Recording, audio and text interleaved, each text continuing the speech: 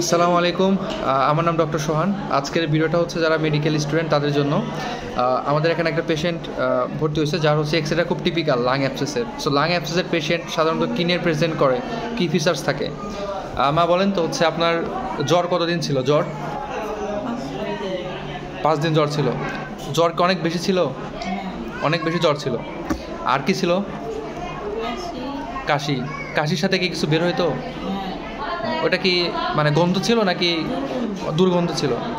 কয়দিন ধরে কাশি হচ্ছে এরকম কাশি? 4-5 দিন। আচ্ছা। আর আপনার কি বুকের ডান সাইডে ব্যথা ছিল না? এটা আচ্ছা।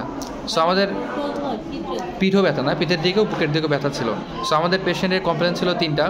আচ্ছা, এর আগে তো আপনার কখনো নিউমোনিয়া হয় নাই না? নিউমোনিয়া হয়নি। আচ্ছা, আমাদের পেশেন্টের কমপ্লেন ছিল তার 4-5 দিন ধরে অনেক বেশি জ্বর। তারপরে তার হচ্ছে কাশি ছিল, কাশির সাথে হচ্ছে কফ বের হতো এবং এটা খুব দুর্গন্ধযুক্ত ছিল, অর্থাৎ ফাউল স্মেলিং ছিল। আরেকটা হচ্ছে আমাদের পেশেন্টের কিন্তু হাতে অনেক সময় ক্লাবিং থাকে।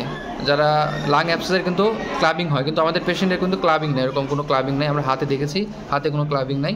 সো এক্সরেতে আপনারা দেখতে পাচ্ছেন যে এক্সরেতে একদম typical right sided lung abscess.